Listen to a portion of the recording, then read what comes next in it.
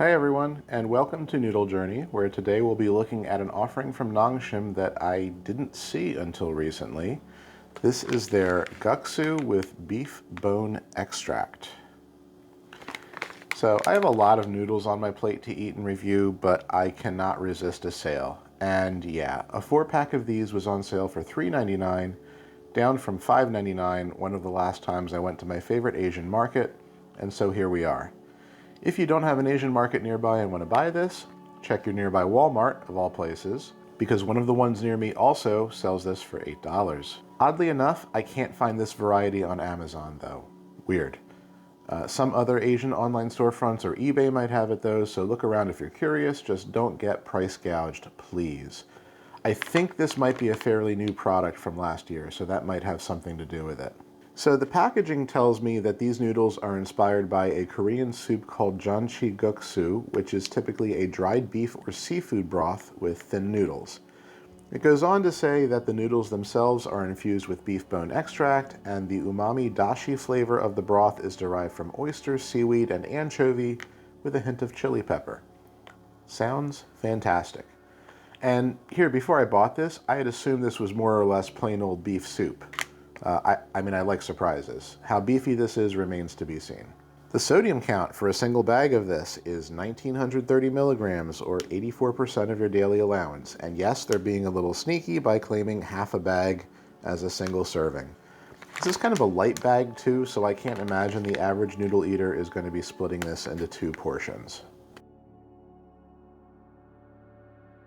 Inside, we've got those really thin, light, beef-infused, air-dried noodles, definitely thinner than the usual Nongshim offering. We've got a soup packet and a flake packet. Now the soup powder, as expected from the official description on the package, contains all kinds of seafood extract and seasoning, while the flakes appear to be dried chili, dried seaweed, sesame seeds, and fried garlic flakes. Yummy. All right, now this is a fairly quick cook at 2.5 minutes, so let me go do that and I'll be right back.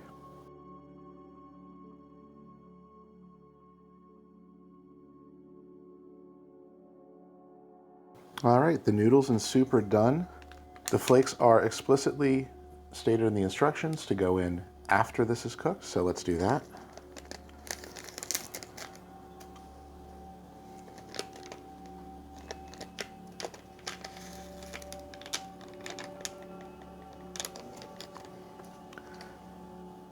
Not a lot of stuff in there, so let's just give this a stir.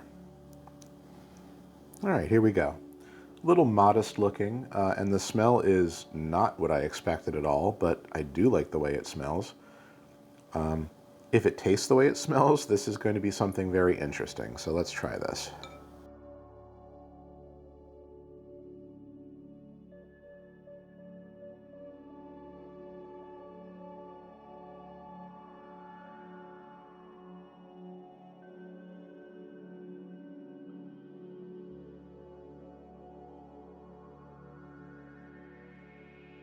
That is pretty cool. Okay, so the noodles. Even though they're on the thin side, which is not my favorite, they are very good fit for this light broth.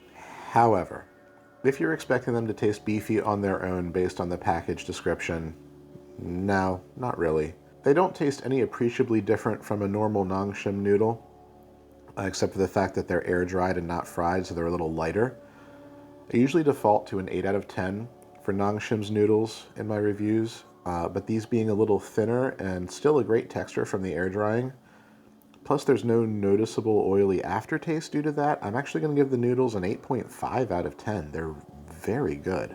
The spice level is perfectly tolerable. In fact, I don't think there's any red chili in the broth itself other than the little bit that came in the flake packet. So it's not any worse than if you were to sprinkle some dried pepperoncini flakes on your pizza at your local pizza shop, as a comparison. So it's pretty mild overall. The only hint of spice is really what those flakes are adding to the broth. So I think this is a very accessible 2 out of 10 on the spiciness scale. And so let's talk about the flavor of this broth, because this is where things get interesting.